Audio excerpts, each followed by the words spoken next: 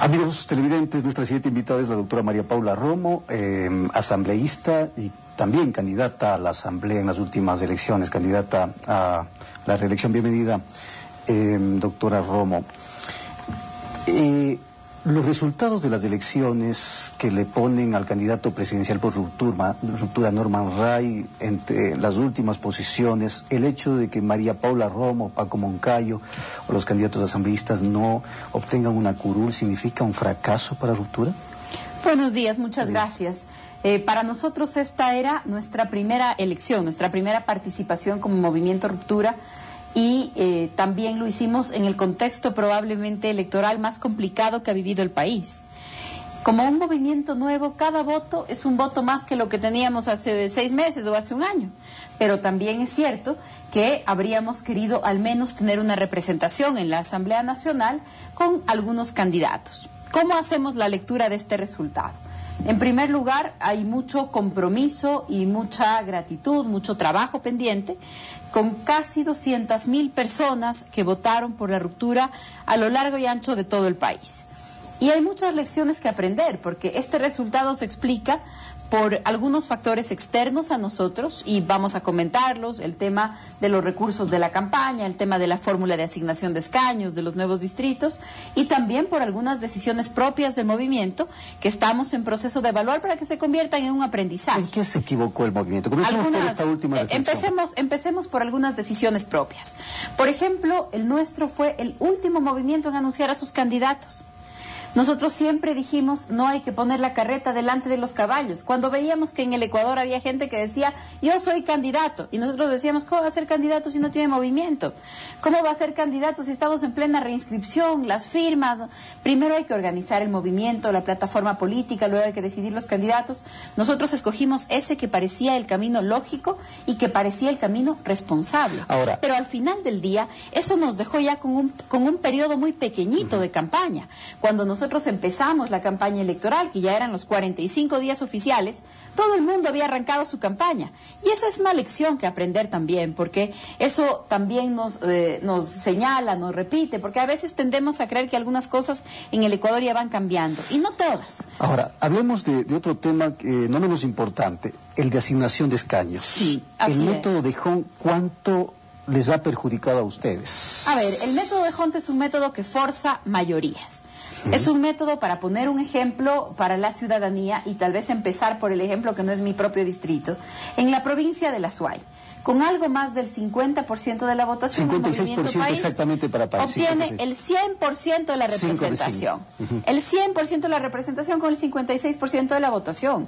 No quiero decir que una minoría se quedó fuera. Es el 44% de la votación que no tiene ningún representante en la asamblea. ¿El método de Hont puede por sí mismo justificar toda la votación que tiene el Movimiento País? No. El Movimiento País ha tenido una votación muy significativa y eso también hay que analizar. Pero el método de Hont eleva eso y lo sobrerepresenta. Veamos en el caso del Distrito Norte de Quito.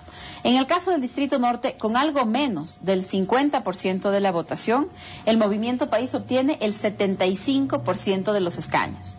Entonces, un método, una fórmula matemática puede darle a una organización política más representación de la que en las urnas tiene, o darle a una organización política menos representación de la que en las urnas tiene. En nuestro caso, en el Distrito Norte de Quito, siendo un distrito de tanta disputa política, nuestra votación, la votación de la lista que yo encabecé, es la tercera votación más importante del distrito.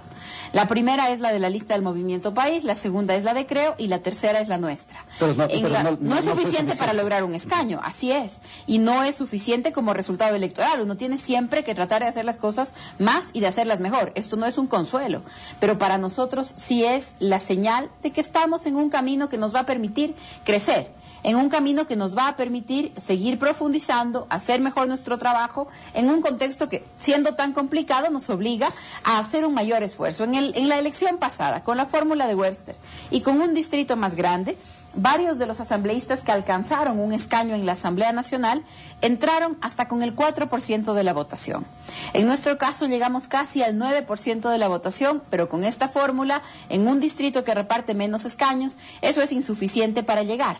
En el caso de la lista nacional, La votación de Paco Moncayo no es una mala votación, porque además es una figura políticamente reconocida en el país, que ha hecho un buen papel en la Asamblea Nacional, que tiene un nivel importante de recordación por su trabajo como alcalde de Quito y demás.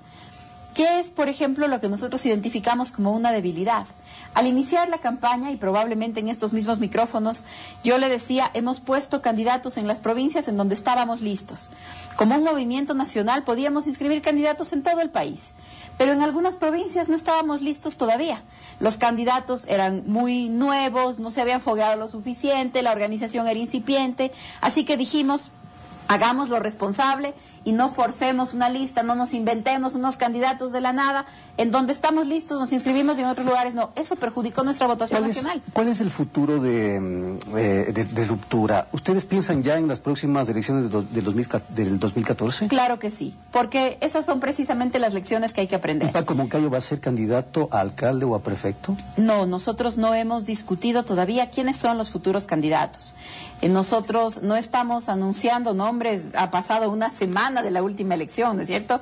Los resultados oficiales todavía no están ahí. No le voy a decir, aquí están 220 cantones, aquí está la lista de los alcaldes. Hay que hacer una lectura de los resultados, hay que proyectar a la organización hacia el futuro y hay que tener esta discusión. Lo que sí le puedo asegurar es que no vamos a anunciar nuestros candidatos el momento en el que empieza oficialmente la campaña. Que hay que adelantarse, que en las próximas semanas ya tomaremos algunas definiciones, pero también decirle que como movimiento nosotros sabemos que esta es nuestra primera participación electoral y por lo tanto que tenemos todo por delante, que todo está para crecer por delante. También nuestra lectura es que el pasado no le va a ganar al presidente Correa, que la tarea es construir alternativas políticas. A la ciudadanía no le podemos decir, antes estábamos mejor, porque no es cierto. A la ciudadanía hay que decirle, en el futuro podemos estar mejor, porque no tenemos que escoger entre carreteras y democracia, porque no tenemos que escoger entre escuelas y violencia, no tenemos que escoger. El país se merece ambas. Esa alternativa de futuro es la que la Ruptura va a construir y eso se hace en el día a día, en las elecciones del 2014, en las del 2017. Gracias a la doctora María Paula Romo, candidata a la Asamblea por el Movimiento Ruptura y asambleísta en este momento en funciones.